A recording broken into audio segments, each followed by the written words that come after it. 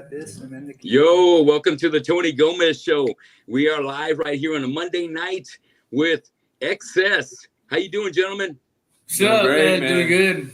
Badass. Been great to have you on the show. We got on your stage left, whoever's watching the show, we got Seth Lane on bass. Off to your left, we got Rocco Olvera right there in the middle. Did I pronounce that right? That's Olvera. Close enough, man. It's all right. Olvera. Okay, I get it right. And Tony Sandoval right there on drums. Thanks for making it tonight, man. I'm really excited about your new release. It just dropped out on Thursday of last week. I've been hearing some of the advanced releases that you put out, like Light My Cigarette, S.A. Sweetheart, The Party. Man, I really dig the fucking jams, dude. Thank you. Appreciate that. I don't really, you guys hit that perfect fucking hard rock, kind of a raunchy rock style that I like. It's just got a little taste of Motley Crue. It's got all the good stuff that we like about it. When we're talking about basically, sex, drugs, and rock and roll. It's about having a good time. And I dig it, man. I really dig it from beginning to end. And, the first time I missed you guys, it was when you guys were doing the Rock into Inclusion show over at the House of Rock.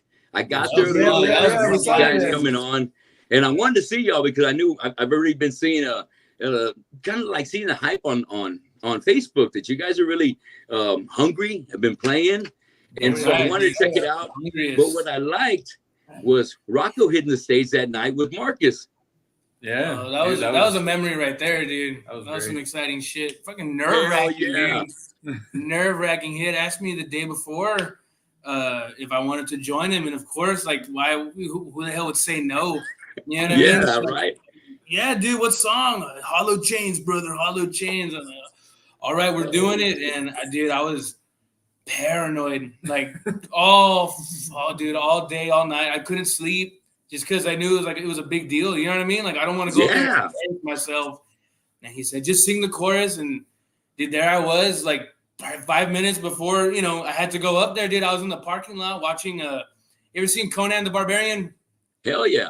Yeah, I was watching that scene where he's praying to Crom. You know what I mean? Like, I'm getting pumped up. Like, all right, Crom, if you don't listen, to hell with you. I'm like cussing. I'm like, yeah, getting all pumped up, ready to go up there. And that's almost like a ritual, right? It's almost become a ritual. It's like a ritual. I dig it. Hell yeah.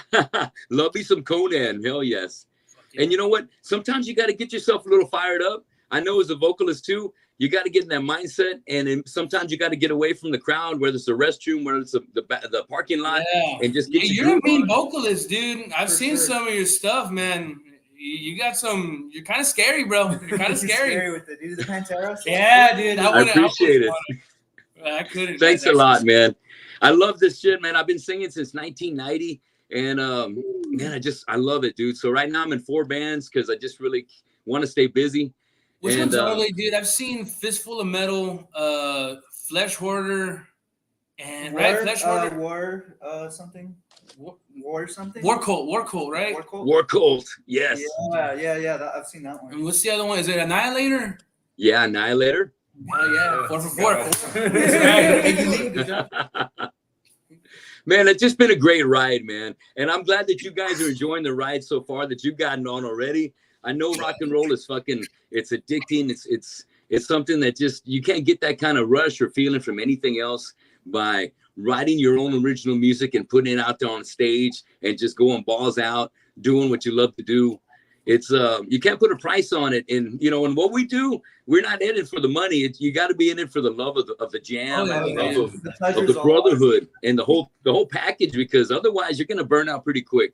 Because there's usually not a lot of cha-ching to it, but there's a whole lot of appreciation, a lot of love.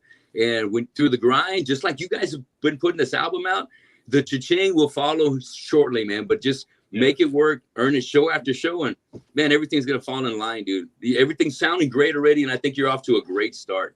Thank you. You promise? It's been fun so far, man. Yeah. I'm kind of tripping out with this camera setup, man. I'm looking at us, and I keep thinking to set this to my right, but I keep seeing Tony, and I'm like, what the fuck? Sorry. Kind of breaking this. Hey, I want to give you in the room. We got Matt Gam too. How you doing, Matt? Oh, hey, what's up, Matt? Oh, that's San Mateo, dude. San Mateo. Let me check the comments. There you go. Hey, give me man. a shirt, bro. Give me a shirt. Got a lot of love for Matt. I wanna had him wear on one the show stage, too. Dude, they get a crop top. Yeah.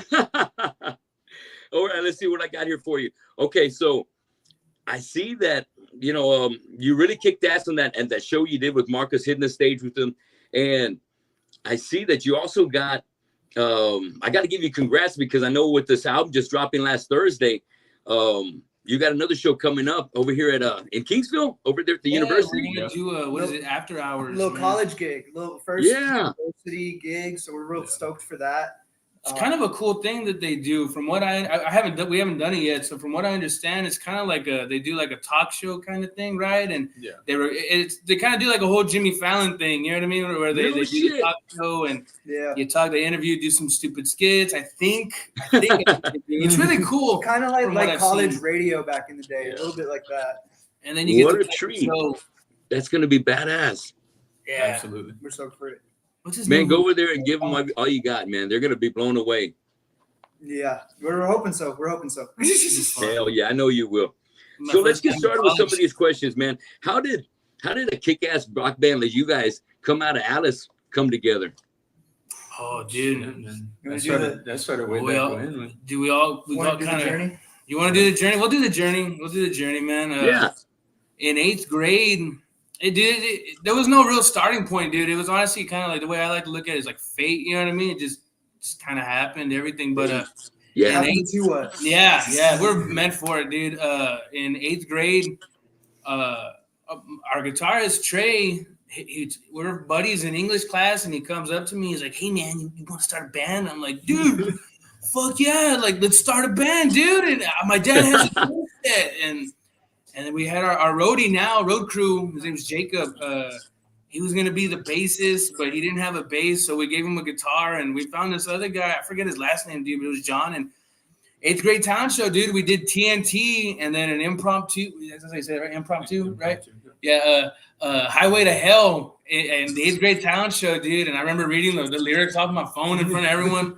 My dad took video, and then it was kind of – I kind of left out some cool. What a badass icebreaker right there for all you guys. 8th grade coming together, throwing out some fucking classic AC/DC right there. It gets even bigger. Let me go into detail, dude. I started off as a drummer, dude, and the guy that we had to sing for us, dude, he was trying to sing, and I had told him like, no, try more like this, you know.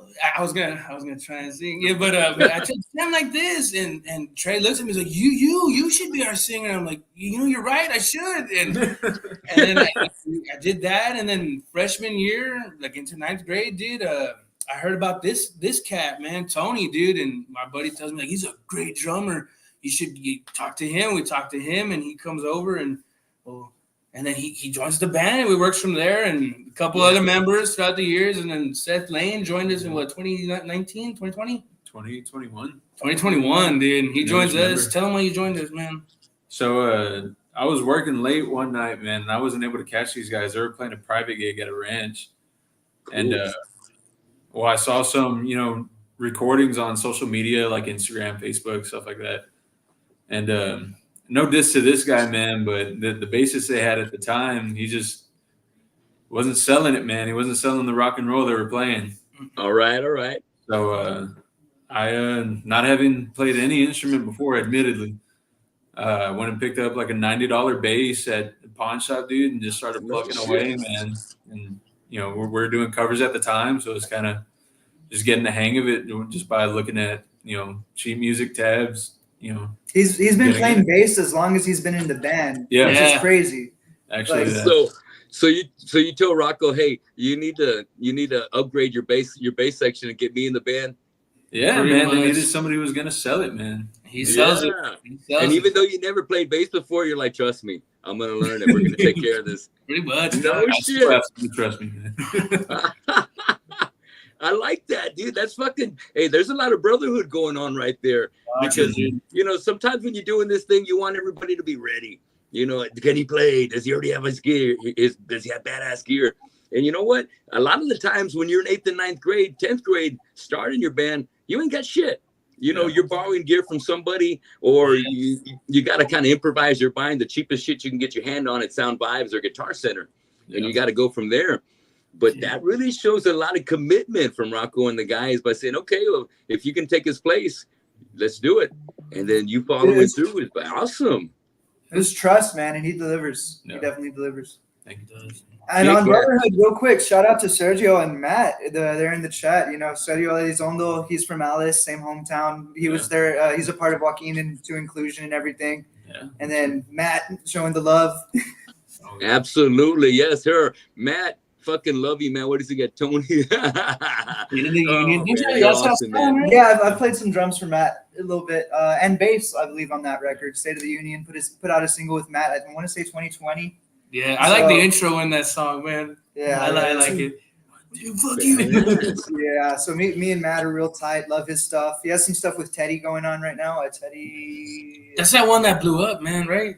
I forget the last name. Jazzy. Yeah, it's very experimental. I liked it. I liked it. I liked it a lot. Yeah, some good stuff. Good stuff. He's cooking. He's cooking. Very stuff. Yeah, exactly. Very good stuff cooking with Matt, man. I'm glad you guys are collaborating. That's badass. Oh, the scene's great. The scene's great. We love everybody. We love everybody. You can say that again, man. I think right now we've got a very a prosperous scene that's growing. That I see a lot of camaraderie. You know, mixed bands playing together. You know, it's not all metal, it's not all punk, or it's a little bit mixed of everybody. And I think as a fan, that provides a better show because you're able to get more than just, you know, death metal all night. You're able to get a little bit of everything, and I prefer October 30th, man. We're hosting an event at the House of Rock. It's not announced yet, but we're gonna call it the Monster Mash because we got 3 different genres. It's Chill Killer, us, and Raw Nonsense, and we're all like, you know, the same age group, but kind of different styles, and that's why we're calling it the Monster Mash. It kind of ties into the Halloween thing, but like you're saying, it's different, but it's a good package. Yeah. That's a good idea. I like the marketing on that, dude. Call it the Monster Mash. Exactly. Very cool, dude. Very cool. Way to keep making those moves, man. And you got to make it for yourself. You got to make it happen for yourself. So stay hungry and keep working over there. You know, when it comes to working with Casey and staying over at the House of Rock, you couldn't find a better couple of guys to support the local scene. If they see that you're fucking kicking ass and you're hungry and willing to put the time in, they're going to provide a stage for you. They're going to take a chance. They're going to give you a night. And just big props to everybody at the House of Rock. I got a lot of love for them over there. Yeah. I kind of I don't know how to say this, but with Casey, man, I feel like he's taking a chance on us. And I kind of I told him that we'd sell it out. I was like, give us the date. We'll sell it out. Give me 100 tickets. We'll do it. And I'm kind of talking out of my ass, but I'm going to pull through. We're gonna. Because we like that's the attitude I like to hear. You know what I mean? And that's what Casey wants to hear is absolutely, man. Hey, sell 100 tickets, man. Fuck yeah. How much are they going to be?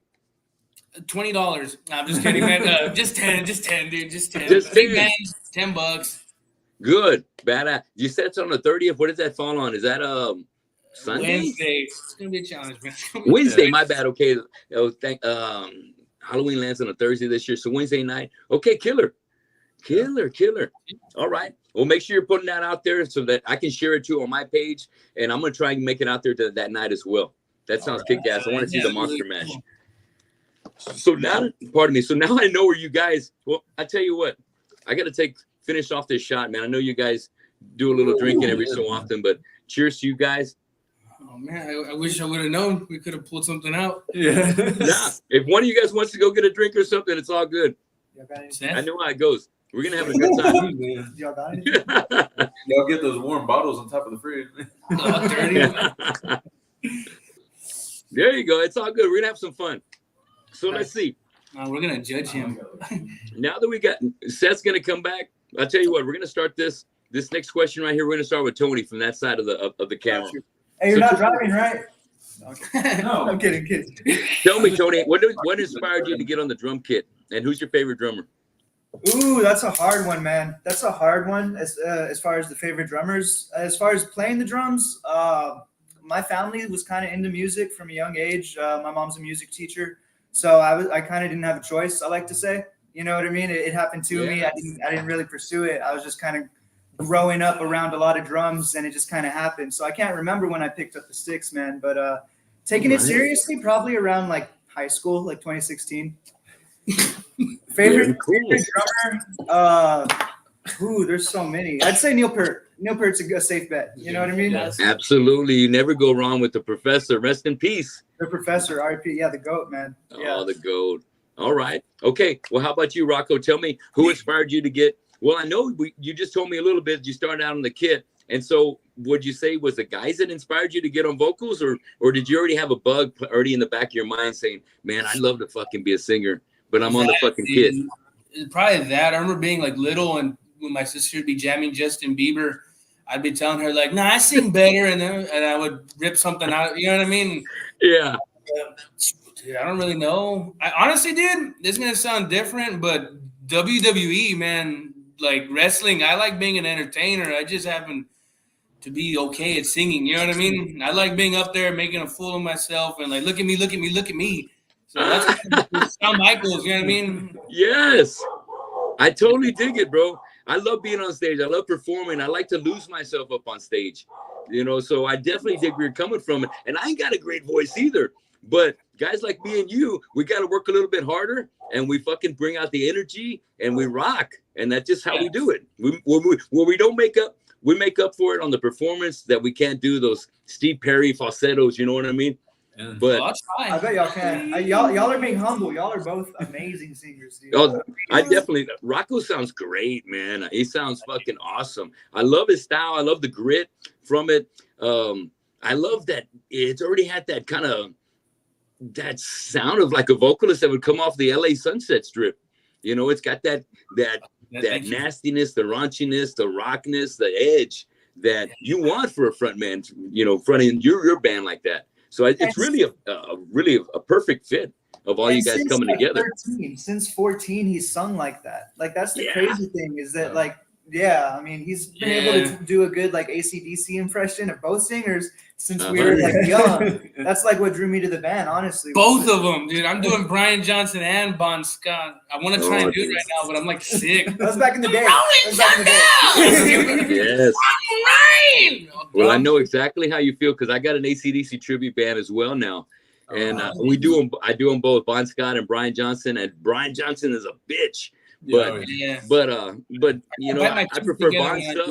But you got to do it all. Yeah. Definitely, yeah. And this guy so does. You guys were doing a cover band before you went under the name Xcess. Was it Rock and Riot, right? Yes, sir.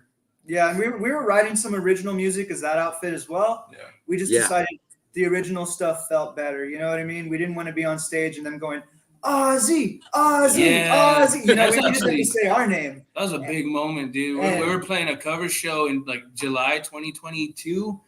And and we had played. I think we debuted "Light My Cigarette" and "Louder."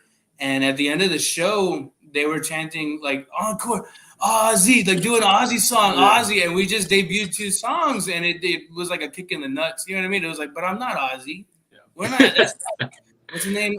Tommy Aldridge. That's not. You know what I mean? Right. So it hurt, dude. I was like, fuck this. We got to do our own thing. You know what I mean? Like, yes. Get the satisfaction of doing your own thing when you can do it at just as well. You know, the cover band kind of showed you, hey, we can play as good as any other fucking band that we're covering. It's just time we put our own stamp on it. And nothing wrong with cover bands either. Like I love cover bands, but it's a blast. It's a lot of fun. Yeah, it is fun, and it's a good way to kind of grind your teeth and you're always learning something when you're playing somebody else's stuff. And if it's already something you're worth learning, then it's because it's been a hit. And a hit's a hit, and whatever you can take away from that and make your own, if it means anything to you, is only going to make you that much of a richer guy whenever you're putting your own music together. Because you wouldn't be playing that song if it wasn't from a badass band or really was worth a fuck. We liked the B-sides. We like to pick some B-sides. That's true. We did. We love doing the B-sides, dude. That was some cool shit. Like we honestly, my mentality was like if they don't know, maybe if they don't know what the song, maybe they'll think it's us. You know what I mean? That's true. That's what Metallica did. You know, back before they were Metallica, man, they were playing all these, British heavy metal. Sex Pistols, Sex Pistols, Saxon. Right? So, absolutely. Invasion stuff. Yeah. Just like you guys, you know what I mean? So it's one of those things where, you know, sometimes you just pick up your gear, and I'm more familiar with I want to say the punk rock version, because instead of me learning rock covers, my first band was playing drums, as a matter of fact, just like you, Rocco, in a punk band. But that was back in '83. We were called Aggravated Assault. And that's a cool name. yeah, back in '83, we were the beginning of the scene with these other bands. Like the older guys were Devastation and Anchor Watt and Final Assault. Those were the big dogs, and we were like the next generation coming up in the '80s, and it was a great time, man.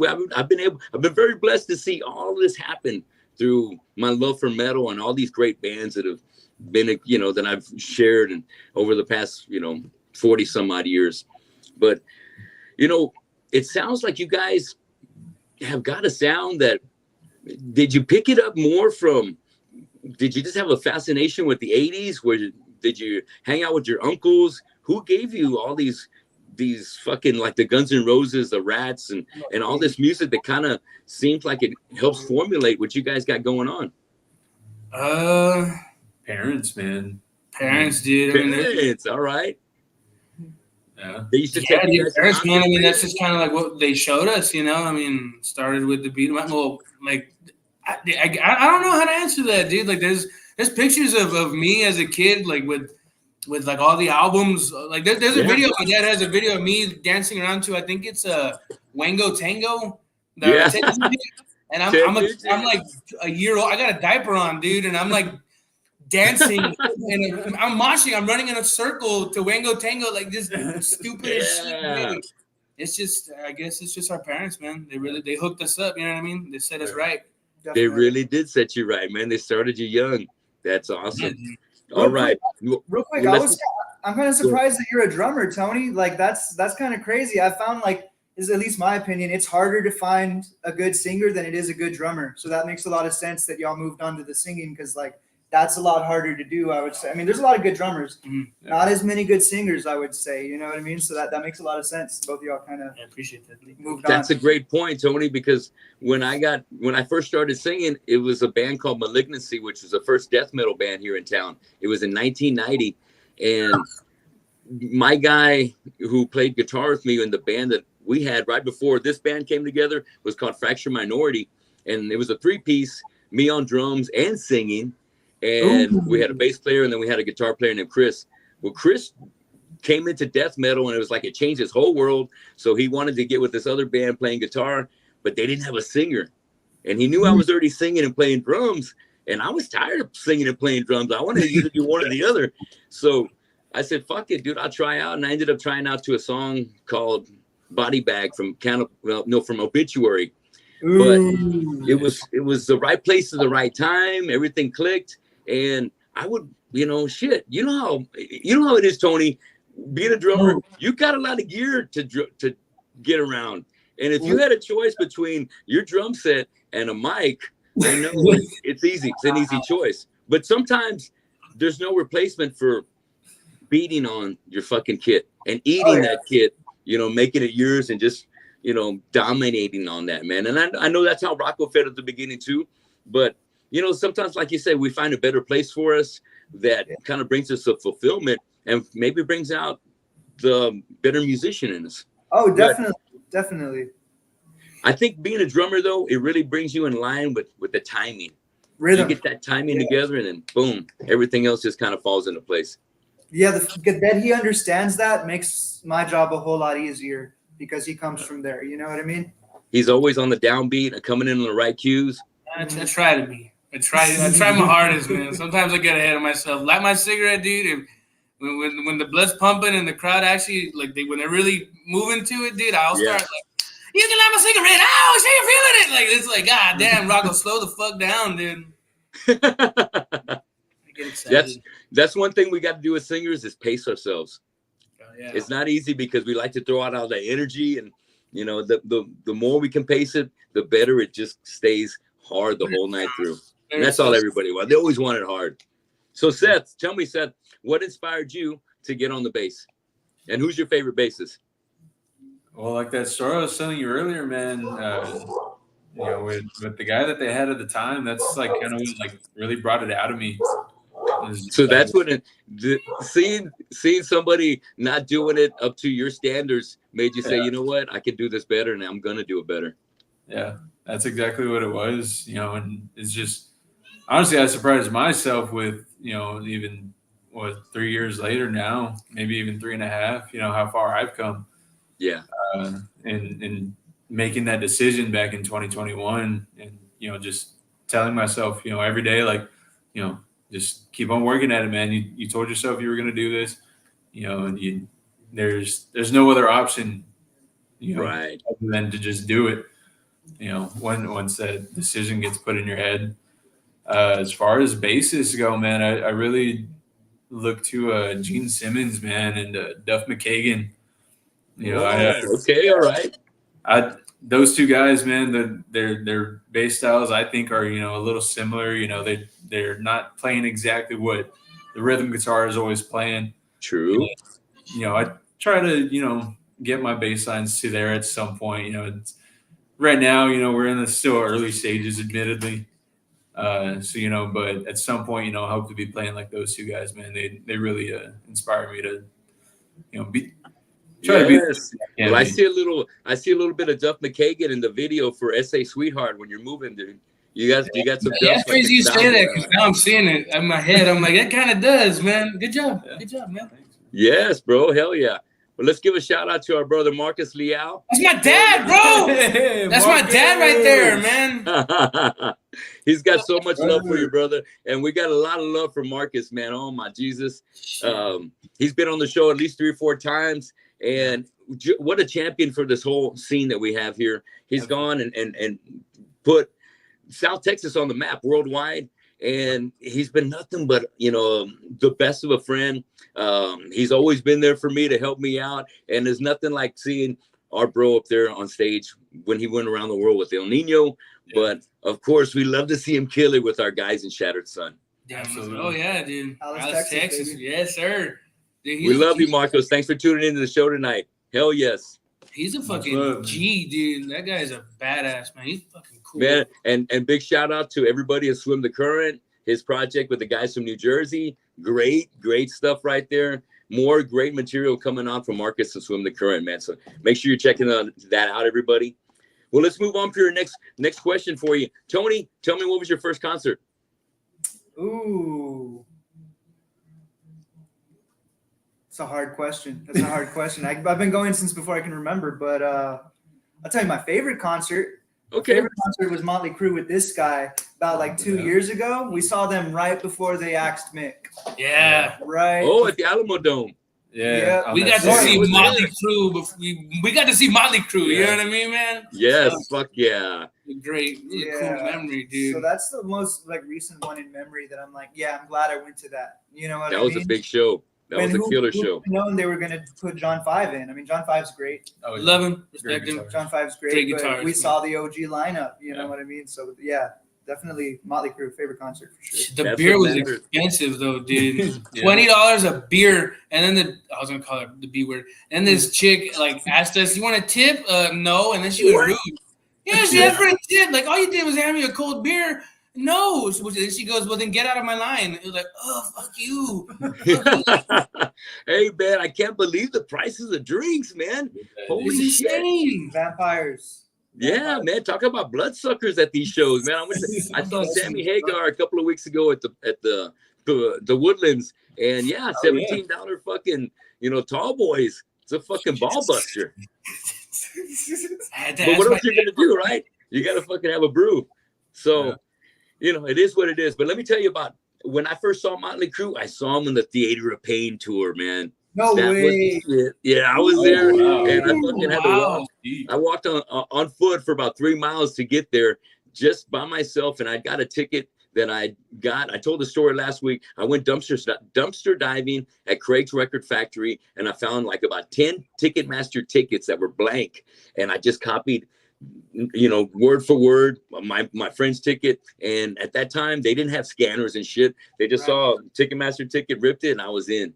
And that kicked ass. But I think the show that I preferred better was when I saw them on Girls. And that was up in Dallas with fucking Whitesnake and I think we just Whitesnake, but it was Whitesnake when they had that Still of the Night. So it was a killer album. That's so good. Still nice. Badass tour. Man, you bring up some great memories when I think about the crew, man. Fuck yeah. Oh, Okay, yeah. Rocco, what was your first concert?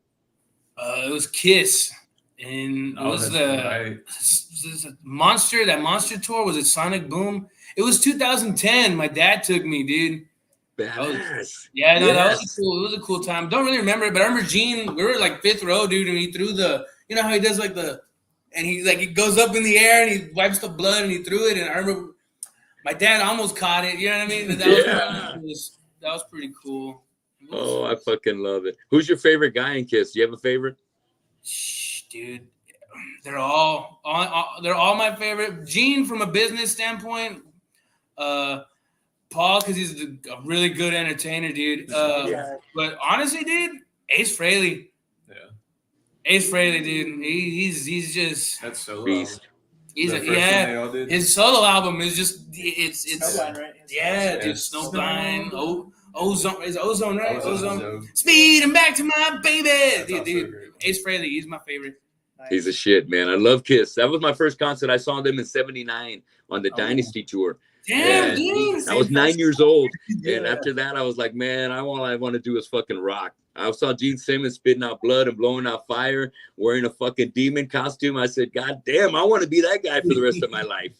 Nice. So, you know, I know how it feels, dude. I've always loved rock and roll, and it's when you got it, you got it. And for those that don't got it, they don't understand what we live and what we get out of all this stuff. So, and that's okay, because they don't have to. This is our world. We're gonna do our thing, and you know, everybody kind of gets on the ride if they want to, but if not, we're gonna keep grinding regardless. So, Seth, what was your first concert?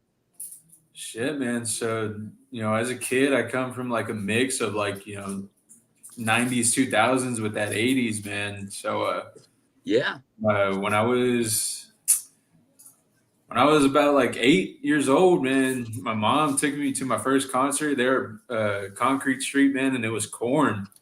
Oh shit! Yeah, dude, it was Korn, man. And they put on a kick-ass show. That's when they were doing all that stuff with Skrillex, the DJ.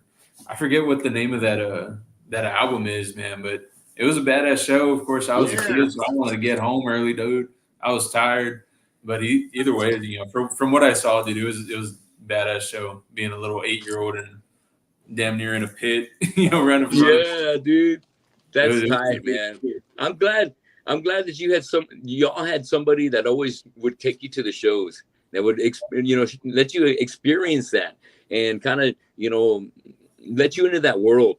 Because if you don't get a chance at an early age, sometimes you kind of miss that early magic that sparks something special in you that makes you want to play guitar, get on the vocals, get on the drums, you know, be a part of the show one way or another. You just kind of fall in love with a concert. And I've always loved concerts, man. I like a lot of different music, but it's just something about a concert is just kind of like going to church. It's just like rock church, man. And, you know, like metal church, you know, the heavier it is, it's more metal church. I got a different standpoint, dude. I don't like going to concerts, but hold on, hear me out. I love concerts, man, and I'll buy like the tickets, but I get like legit, man. I low key get a little jealous, like a little jealous, dude. I remember watching because I went to the end tour for Kiss. I actually had Gene Simmons look at me, dude. Because the whole time I was observing, watching, taking it in. Like, this is the last time I'm gonna see one of my favorite groups. Yeah. But I was honestly like, no, I want to be up there, you know. And I remember I was standing like just not partying, and he broke character, dude. He straight up went like and looked at me like why aren't you partying? And I'm like, sorry, Gene. I'm just in my head right now, man. I get a little jealous, man. Maybe that's not the right word. It might not be the right word, but I want to be up there too. You know what I mean? Personal statement, Gene Simmons, Rocco Olvera is coming for you. Damn right, I'm coming for you, Gene Simmons. I'm a best front man. You too, Lee Roth, David. Lee Roth. Yeah, Lee Roth. Hey, David. all right. Big fan of David Lee Roth, huh? Shit, yeah, dude. I could do a backflip. You want to see? I do, but I don't want you to break anything. Tony. Okay, maybe at a show or something. Maybe another time. There we go. Yeah. All right. Okay. So I want to talk about recording with Say Your Mind. So you tell me about that experience. You recorded with Chris Reyes. I know Chris is also playing with King, right? Yeah, he did a tour with them. He did a tour with them pretty recently. Yeah, and you know what? I've seen Chris do a lot of great work, and I work at Texas A&M University. I think he might have graduated from there already, maybe for sound production. And every time I ran into Chris, he's just great people, man. So I know working with him must have been, a really cool experience, huh? It was fun, dude. We went to high school with him, man. Yeah. He's a year older than us. Yeah, dude. It's honestly like a little clique. We're all, me, Seth, and Tony, and Trey, the original 4, are all class of 2019. Chris is class of 2018. We all these guys were drumline together. Me and Chris were on the drumline together, for about 2 years. Very cool. I had no idea. And to tell you the truth, I didn't know until tonight, us talking about it, that he's also from Alice as well. Oh yeah. Alice, Texas, born and raised. Wow. That is very cool. Very cool. I'm really impressed by the production he did with your album, man. Everybody out there, please go to Spotify or whatever music platform you have and download the Xcess. Make it one of your favorite picks. Add it to your playlist. You're gonna fucking rock your ass off. Suggest Light My Cigarette, S.A. Sweetheart bangs. I mean, everyone on there is just a banger after banger, and it never lets up. Just fucking great, heavy, hard-hitting rock. The way I like it. And what I like is that you deliver on stage the same way. So I'm loving that. I've been able to see some videos of you doing your thing over during the Rock Into Inclusion. And man, great energy, dude. I love it. And, I noticed you also got a show coming up with Head PE. Yeah, dude. October 5th, dude, at the House of Rock. That's going to be a good one, a big one. I consider it that we got the in with Come and Take It Productions because I emailed them and I emailed them and they were like, they set us up that date. We also might just be considered local talents, so it's probably more likely that we're just local and we don't have the in, but it was a big deal to us, so we want to deliver for sure. I mean, we deliver every show in front of nobody, everybody, you know. But great guys. We'd love to work with them more in the future. Oh yeah, 1,000%. That's gonna be badass. I'm very happy for you making the move. You got to make the move, and with the album behind you, you got product right there to show them, hey, this is what you got. Come get us. And they did the right thing by putting you guys in the bill. I think it's going to be a great package right there. We got a shout out to the guys in Modern Day Renegade, some other heavy hitters from locally. Mark, I think Mark might have left the band, but much love to all the guys in Modern Day Renegade. I love those guys. And also Relent. Holy shit. Love me, Miggy and John and all the guys. And oh my God, son of a bitch. You got to help me out on here. Give us a hint. Texas Devil. Morgan, of course. Morgan kicking ass with Relent. And hopefully Sal's back into the mix too. But love me some Relent. That's going to be such a great bill.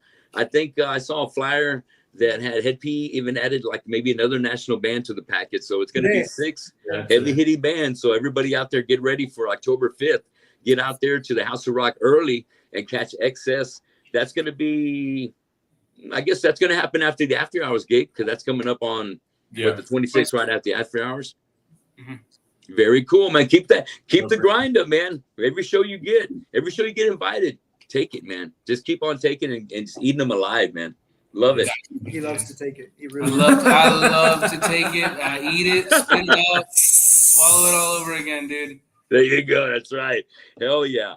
Okay. Let me talk about the first single, Light My Cigarette. I love the lyrics, like smoking every inch of it. I'll make sure that you're feeling it just for the hell of it. Fucking light my cigarette. Oh yes, man. I love where you're going with that right there. Great fucking hard rocking lyrics. Did you write those lyrics, Rocco? Yeah, we actually finished that one at that Motley Crue concert that we went to, man. That second verse, I was having a lot of trouble with it, and me and Tony were like, Tony was there, let's fucking knock it out. It was like, I forget what he came up with. It was exactly the second verse is just me and Tony in the car ride home. Man, what'd you ask? Yeah, very well.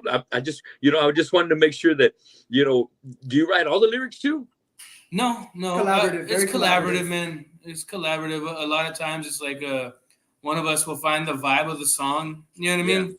And it'll Stem just from there. yeah, kind of like whenever I try to come out with like some sort of lyrics, man. I like to think about like the music video, like what is the what is this vibe? Like what would the music video be about to this tune? You know what I mean? Visualize And then it. visualizing the song and the music. How's it going to translate video wise, right?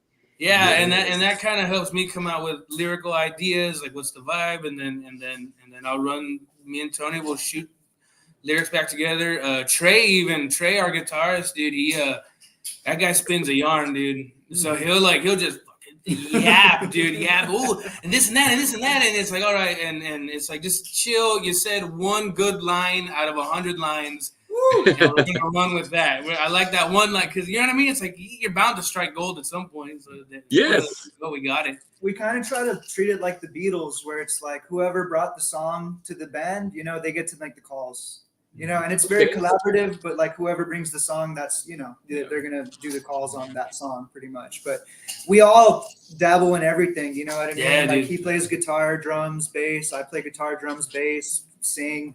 Seth is very good at GarageBand and like programming beats and whatnot. So, it's just whoever kind of brings a song, you know what I mean? We're just looking for songs. Man, that's awesome. You got a lot of, you got a lot of different weapons going on right there. That's very killer. A Fuck unit. yeah. We like to, yeah. When it comes to me and the lyrics, I gotta say I don't let any of my guys write them. It's always me, and it's always been me. I get scared, man. I get scared that I'm writing like too stupid. Like it's not like I just get insecure. It's like, does this sound cool? Is it even catchy? Is it too what explicit? Like I got a bunch of examples that I probably shouldn't bring up, man. But, like my cigarette. We all know what it's about, but it's right. Like, Yes. Yeah. So I get the idea. All work together because it could have been something completely different. I like subtlety. Subtlety. It works, and I like it too. He kind of taught me that. Yes. Subtlety and little innuendos where you just got to kind of read between the lines, and it just what's up. Yeah. You know what's up. Yes, man. Oh, you know. I love it, man. So I love that. I love the Light My Cigarette, dude. That's a fucking banger right there. And it's only 2 weeks ago. Dub Party just dropped, right? Yeah. Man, Nice that's fucking fresh right there. And that's a banger, man. That's a badass party rocking anthem right there, dude. Thank you, man. See that's one that was a good thing we all collabed on, dude. Because the original lyrics. Our guitarist Trey, he was like, "We're gonna call it the Lady Love," and I'm like, "What's that?" And it's a lady bar in Thailand. Like, all right, dude, like, do that. And that was the chorus at the Lady Love. And I remember I was driving to Corpus one day, and I was like, "This ain't working, dog. Like this Lady Love is not the chorus, dude." And me and Tony came out with a verse back in high school in 2018, and it was something silly. It went, "Me and the boys don't feel like stopping. We just want to keep on rocking." And it was that, and I had it like burnt in my brain for the longest time. And I was driving to Corpus, and I thought about that line, like maybe that kind of fits. If we don't feel like stopping, this party keeps on rocking. Party don't. It just came together on a car ride. Yes. That chorus. It flows. It's got a great groove, man. Hell yeah. It's a banging chorus right there. It sticks with you, man. That's what I like. Great opening track for the album right there. Nice. Oh, yeah, thank you. Yeah. Thank you. So what about musically? I guess it's kind of like Tony said, whoever kind of brings the song to the table. Exactly. Kind of Beatles style. You know what I mean? Like Paul drummed on some of those records and stuff like that. I mean, I think I do drums on most of our stuff, but we'll have stuff like Rocco hop on a guitar, or I'll hop on a bass. And, we just kind of do the music that way. It's all ideas. It's very collaborative, man, with each other. Yeah. Where do you guys rehearse? At the garage or at a ranch. Yeah. Either out in the middle of nowhere or the suburbs. Suburbs. Yeah. All right. Over here in town, we have that TFC Studios for the most part. That's where we filmed the San Antonio Sweetheart music video. The first part of the music. The first video half of the shot video is there. in TFC. In was it room D? I think the big one. Yeah, the big room. Yeah, the Yeah. practice one. Badass. All right, man. That kicks ass. And so we got to give a shout out. Who shot that video for you right there? Troy Allen Garza, Lux Lights. That's how you say that, right? Lux Lights. He does the work for Upon a Burning Body, dude. He's a cool cat. Yeah. He's really cool. Did a good job. Another recommendation from Chris. Did a good job. Bear in mind. Yeah, he pointed us in the right direction with that. Very cool. Fuck yeah. Well, you know, just like you said, Chris gonna keep everything. You know, you guys are homeboys, so he's made some great connection. And so yeah, I would definitely follow his lead as well anytime. Especially like on the collaborative subject we're talking about, like he definitely did that a lot with us, you know, like, oh, let's try this idea in this place, this idea this place. And he is also one of those guys that, you know, plays bass, guitar, drums. So very easy to communicate and, you know, get those ideas where they needed to be for the album, you know? Yes. Shit. Big time, man. Big shout out to Chris, man. Hell yes. Yeah, I'd like to work with him one day. If you're thinking about, you know, doing recording, you should reach out to Chris, man. Yes, absolutely. He'll get you right. He'll get you right. Yes. Okay, let's talk about the latest single. It's San Antonio Sweetheart. Music video, yeah. Now that one right there, it just like makes me think about us talking earlier and how when you're putting the lyrics together, you kind of want to see how it's going to visually come out in a video as well. And I can definitely see how that all pieced together with the knock at the door is that scene right there going on. Dude. That song was like made in a night, dude. Honestly, in this room that we're in, dude. Trey had a little idea, and we just ran with it. It was funny at first. We were kind of like, that's me saying, like, are these lyrics too explicit? You know, I saw her number, man. It was dirty. It was stupid, but we couldn't help but just agree that, like, well, what's the point of doing it? We're having fun. And this is definitely fun. So let's sing it, and we made it all come to light. And dude, even the earliest versions had that awesome skit, awesome skit where there's videos of us like doing it live before it's even been recorded. Hello, who is it? You know, and it was just the mic going back and forth, riffing with myself. Yeah. And, I like it, man. I really liked it a lot, dude. That's tight. I like that a lot. Yeah. So. What's the feedback's been so far? Well, let me ask you this. I'm sure the feedback's been pretty good because you even got it going on C101. How did that come about? Dude, Marcus. He hooked us up, man. I saw him because I work at HEB, man, and I saw him, and I was like, "Yo, Marcus!" I had been emailing JC Kick-Ass Rock Radio Show over there in Canada because I was just so eager to get our music on the radio, and I was emailing, and I just so happened to see Marcus at HEB the same day we were going to make our radio debut. And I was like, dude, we're on the radio. And he was like, no way, what station? I don't know, Canada, dude. Like, who cares? He was like, all right, well, I'll reach out to C101 and see what's up. And he fucking delivered, dude. We're on C101. Huge fucking shout out and thank you to Marcus, dude. That guy is like the nicest. You would think being a part of like El Nino and actually being, you know, a big name that he might, you know, I mean, not, you know, he's really fucking cool, dude. He responds to his DMs. You'd think at that level he probably wouldn't, but he does, dude. He's the nicest fucking dude. Yeah, really absolutely. Hell yeah, I couldn't say. I agree with you 1,000%. Hell yes. Well, I'm glad he made it. He pulled some strings or told a person or two, hey, you got to check these guys out, get them on there. And man, there's nothing better than hearing your music on the radio. Dude, for real. Yeah. Surreal. Very, very. You know, back in the day, we used to have something called local licks.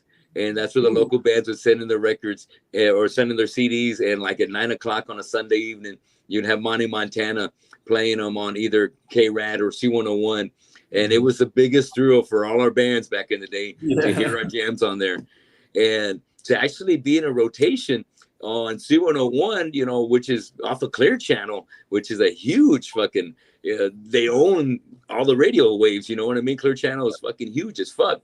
To get that exposure on there, it's just, it's like almost like a 1 in a million chance, dude. Yeah. But you did it. You did it, and it's all about knowing the right people and putting out a badass product. You gotta have it. It's gotta be badass. And you guys did it. You took care of your part, and now it just let the music do the talking, as Aerosmith would say, and put the grind behind it and put those live performances behind it. Because, you know, when we're doing a rock band, it's all about that live show. You know, I really think that's what I always love about seeing bands is seeing them live. I like hearing a great CD and hearing that music, but I prefer being at a concert or being at a show where you can fucking just see those guys just tearing it up as a band, doing things that, you know, me and you are doing as well. Yeah. So let me get back to the point right here. Now, with this new album, it's self-titled Xcess. It's got 9 heavy hitters on it. It's 30 minutes of hard rocking, sex fueled. It's a fucking party machine, man. It's fucking badass. I love it. So, you know, thinking about the great concepts and themes that were in here reminds me of some badass bands that I grew up listening to. And so thinking about some of those badass bands, I wanted to ask you guys, starting with Tony, what would be your dream concert? What would be 3 or 4 bands that you'd love to be opening a show for going across America? So my mom was a big fan of Dream Theater in the early 2000s. She a lot of that like progressive metal, that experimental stuff. So that really kind of led my ear. So definitely Dream Theater's headlining. You know what I mean? I want to see like a 3-hour set from Dream Theater. Oh, and yeah. If I could get like, I don't know, like a really good drummer to fill in for Rush, put Rush on there as well, get them back together. Portnoy, yeah. Throw Portnoy right from Dream Theater. Let him do 2 sets that night. Throw him on Rush. And then, Sevenfold? Dream Theater. Yeah, Avenged Sevenfold. They're great. They're kind of pushing that experimental envelope a lot these days, you know. And then maybe just the Foo Fighters, just for like a good into the night, you know what I mean? Little Dave. I got another confession to make. What is it, Dave? What's the confession? He's got a new side project, so that's very Those are some banging bands. Great choices. In Rock and Riot, did you ever do any Foo Fighters? Yeah. Which one? Or 2?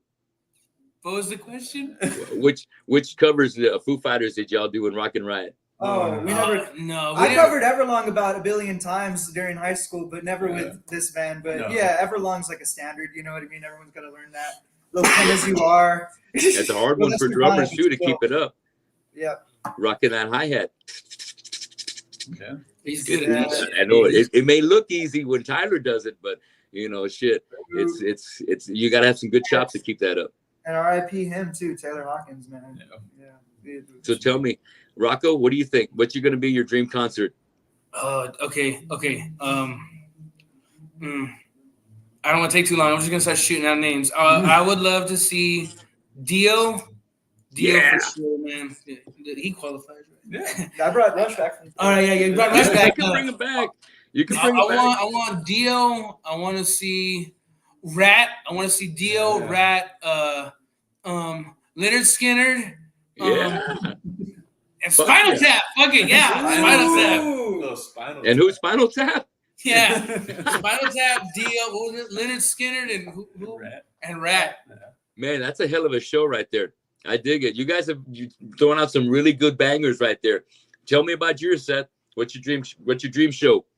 Shit, man. Katy Perry. I say right now probably Katy Perry, little Taylor Swift. He's not kidding. No, well, man. Who else? I'm here with Rock on Rat, man. That's a kick. Rat. I love me some fucking Rat, dude. Hell yes.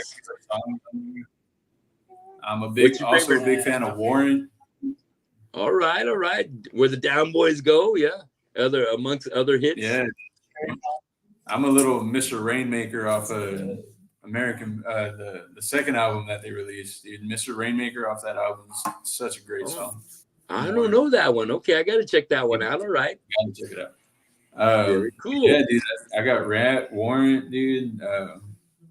Shit, dude. I'd fucking love to see Motorhead, dude, up there. Oh, damn. Oh, yeah. Yes.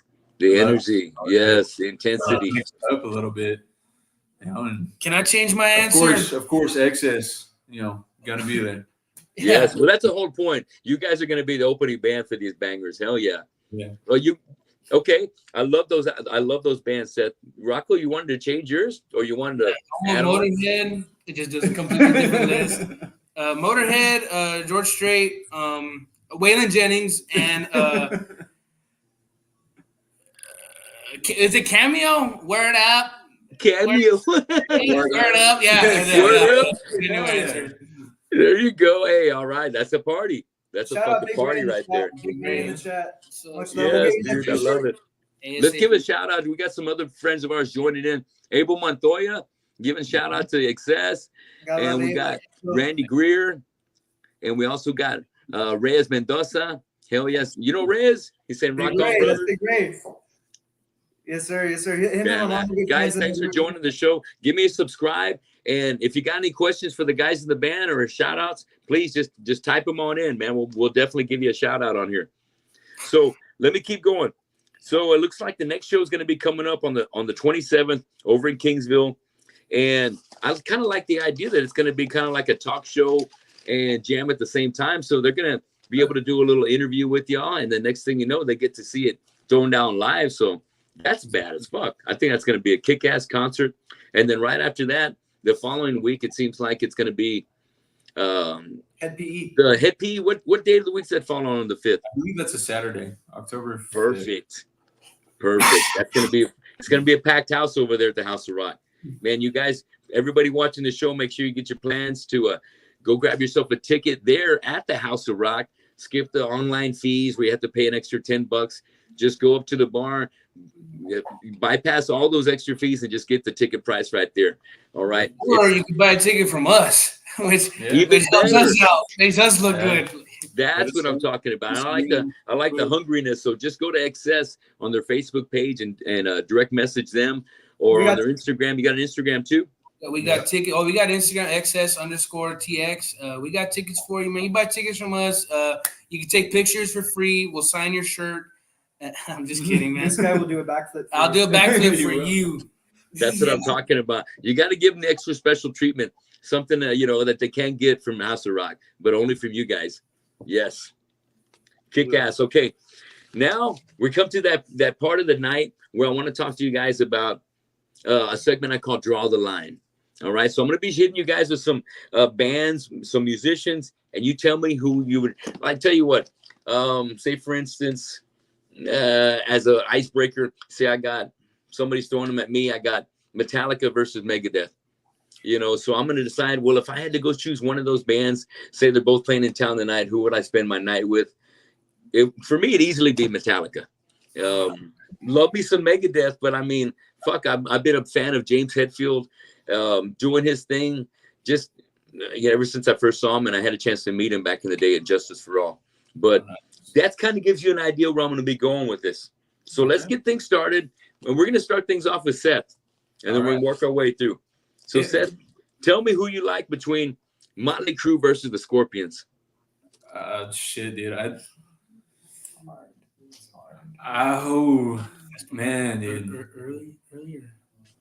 Early what? Is it early Scorpions or like what era of Scorpions? There's a big difference. Scorpions.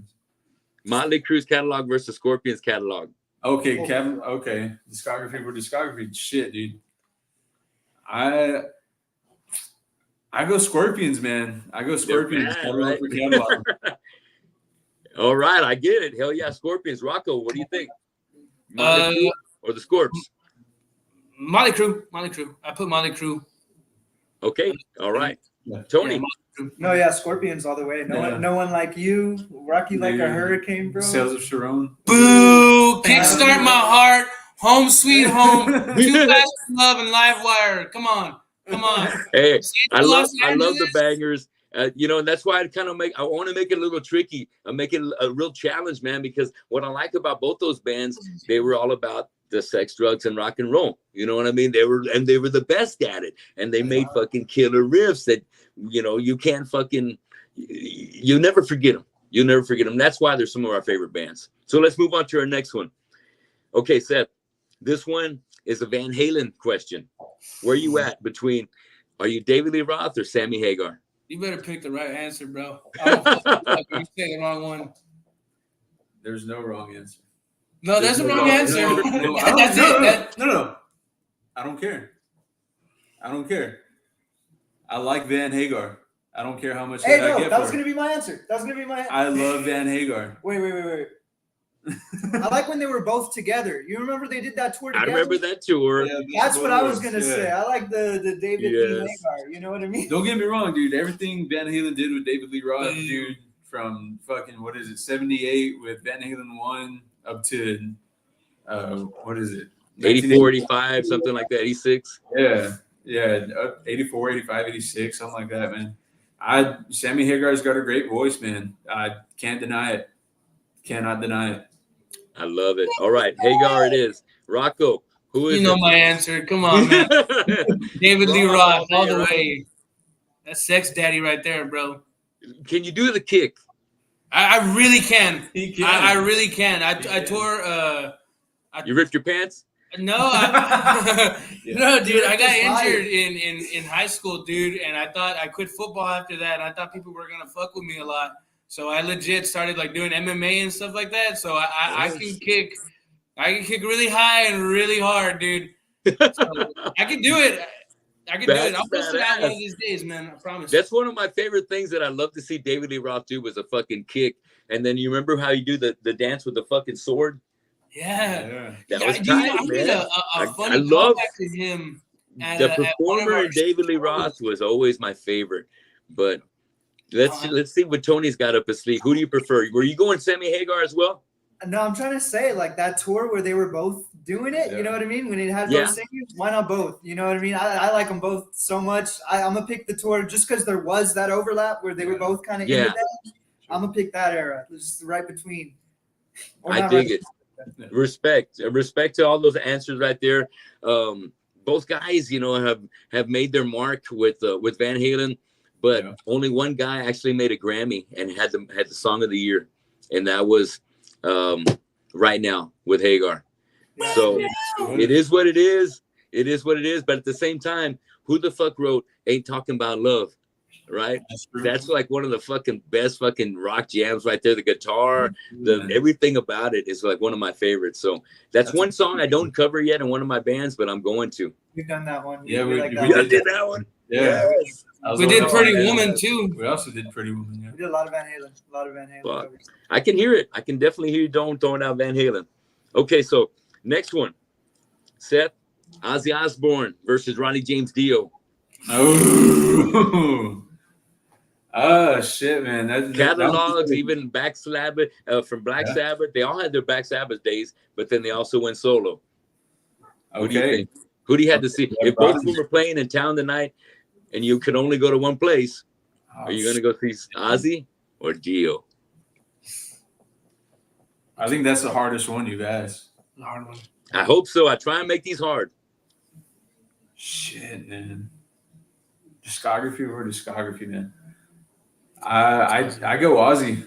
Ozzy. Okay, all right. I love me some Dio, man. A lot of that solo work he did, dude, was great. Yes. The whole album was great. You know, but I go Ozzy. Ozzy it is. Hell yeah.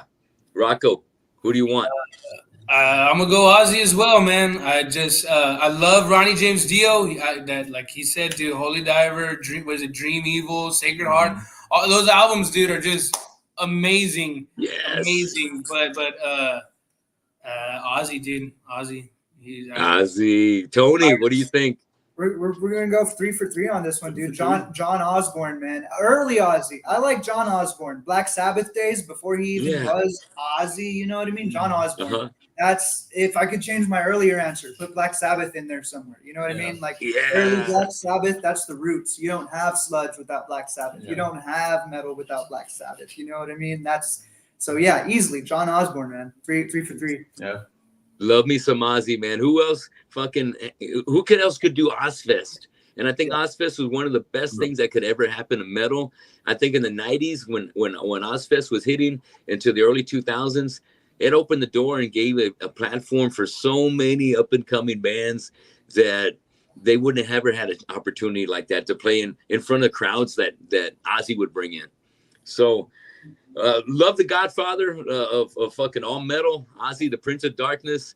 I definitely vote for Ozzy for president. I don't give a fuck. He can run this country better than what's going on right now. So fucking Aussies, I'm with you guys all the way. Make it 4-way. John So- Osborne. John Osborne. That's right, all day. So let's move on. Next one, Seth, Wasp versus the Priest. Oh, dude, easy. Judas Priest. Okay, all Judas right. Priest. Easy. Judas Priest is all right. Okay. Rocco? Wasp, you said? Yeah. Wasp and Judas. Wasp. Fuck like Wasp. a beast. He's really Remember that picking one? a Hey. Yeah, you're picking them, dude. Wasp, dude. I've seen Judas Priest, man. Wasp, 100%. Did you- Blind in Texas, Animal. Yeah. You know what I mean? I Yes. come around, I come. That's great lyrics, dude. And they're not good. They're I come around, I come. That's good. It's so solid. It sells. Oh yes, Wasp. I'm so loud. Solid, exactly. Tony, what do you think? Just off of like the controversial Rob Halford stuff, I'm gonna go with Wasp. But also like I'm Blind in Texas. I love Wasp so much. Judas Priest has some bangers, but like Rob's kind of weird, you know what I mean? But Wasp. You know what I mean? Yeah, so two Wasp.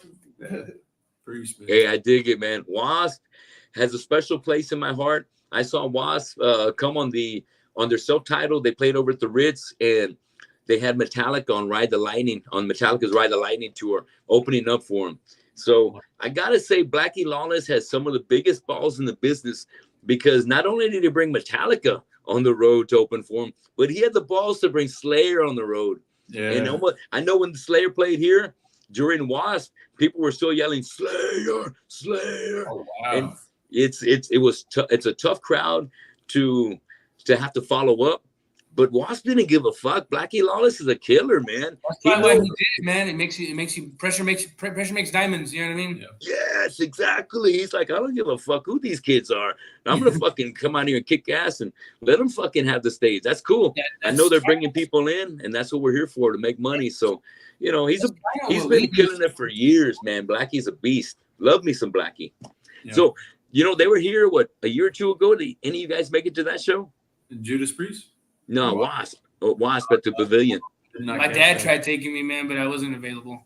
Oh shit! Oh, it was so good. He sounds great from vocalist to vocalist. Blackie still sounds fucking amazing, man. That's so fucking good. Okay, I got a couple more for you. All right. Let's see. I don't know which one I want to give you guys first. All right, let's do this one. Seth, Aerosmith versus Guns N' Roses.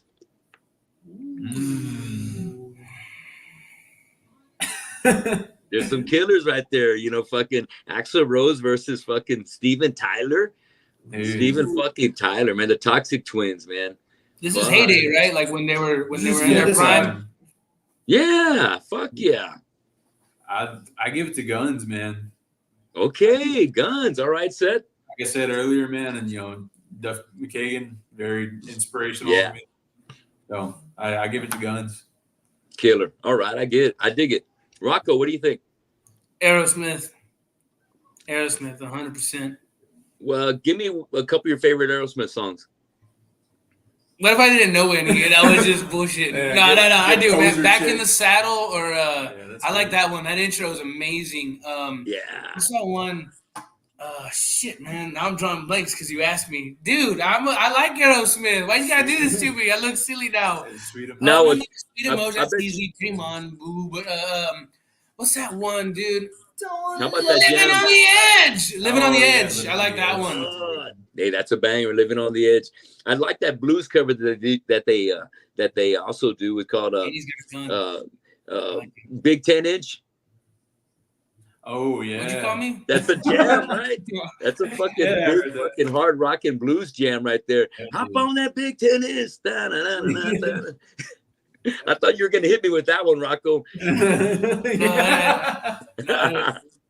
Light that cigarette, all right? Hell yeah. Okay, Tony, what do you think?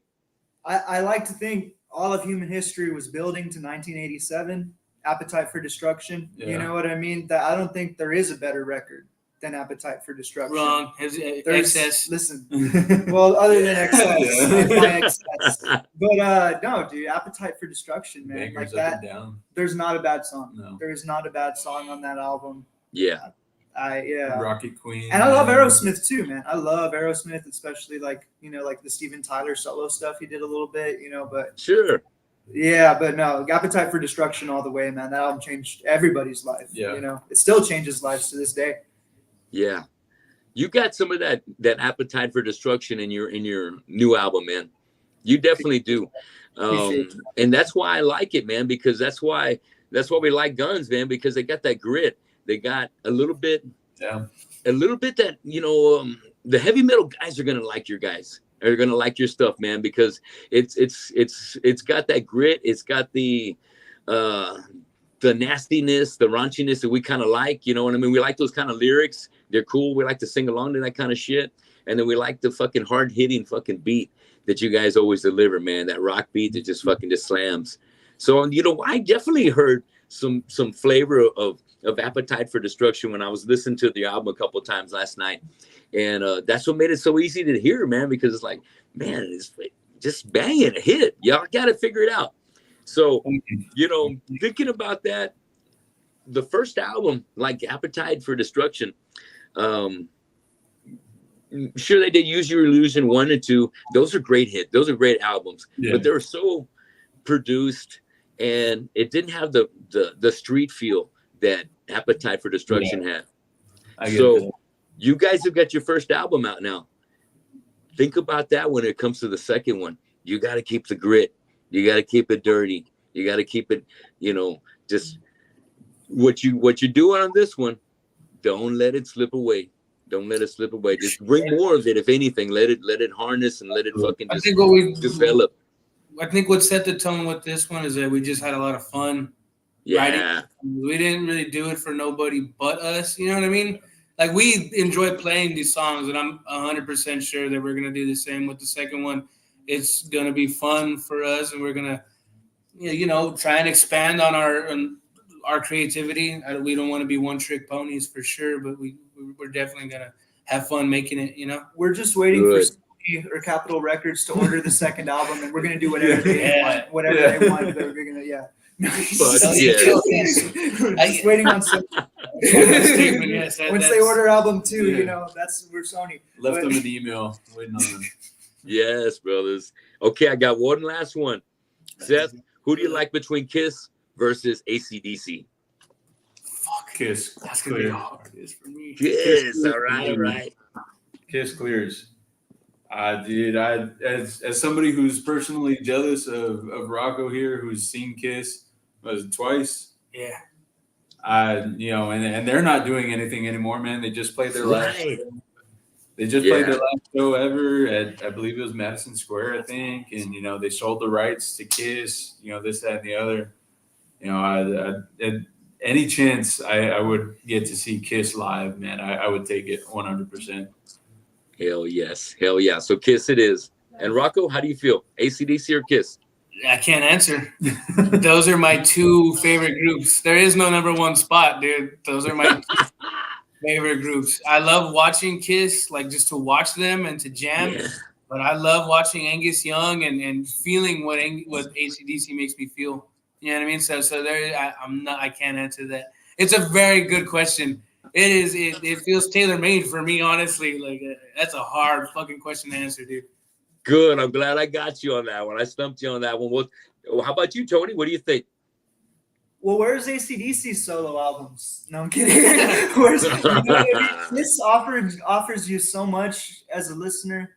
Gotta love AC/DC, man. You know, the power from down under, Australian guys, right? But dude, the Kiss solo albums, man, like every member had something to contribute to that. And yeah, I mean, when you talk legacy, they're both great, but Kiss, I'd say, yeah, like Kiss just did more for the audience. You know what I mean? AC/DC, great songs, but Kiss was like they went above and beyond to give that experience. And I'll give the respect to that. You know, he's right on that. He's right. I gotta give big props. You hit an excellent point right there. That they put the show, they put the biggest show in the world. They really brought it. They're in Marvel Comics, dude. They're in cartoons. Yeah, the lunchboxes, bro. The Dimebag is buried in a fucking Kiss casket. Yeah. I know, right? They've got everything Kiss, man. They are a part of American culture. as much as fucking apple pie is, man. Kiss, when it comes to rock and roll in America, Kiss is just in the same sentence. And I love me some Kiss. Fuck yeah. But I feel like Rocco too, man. I love me some AC/DC. Yeah. The grit of both those vocalists and the fucking energy of Angus Young. Even after all these years, he's still got the energy on stage. I don't know how he does it, but what I heard also is he's never drank. He's never been a drinker. Mm-hmm. And I'm like, how does he not ever fucking been a drinker? Bullshit. He had to fucking drink in the 70s and the 80s. Why the fuck not? Yeah. But that's what I heard. Bon Scott died from drinking. There's no way he never sipped it. It was right there. It's always been right, Yeah. Part of the picture, man, of rock and roll. So, whatever it is, I'm glad that whatever his secret to his success is, I'm glad he's kept it going, because I love me some AC/DC. And Kiss is going to be very missed in the fucking big concert world, because if you can't see Gene and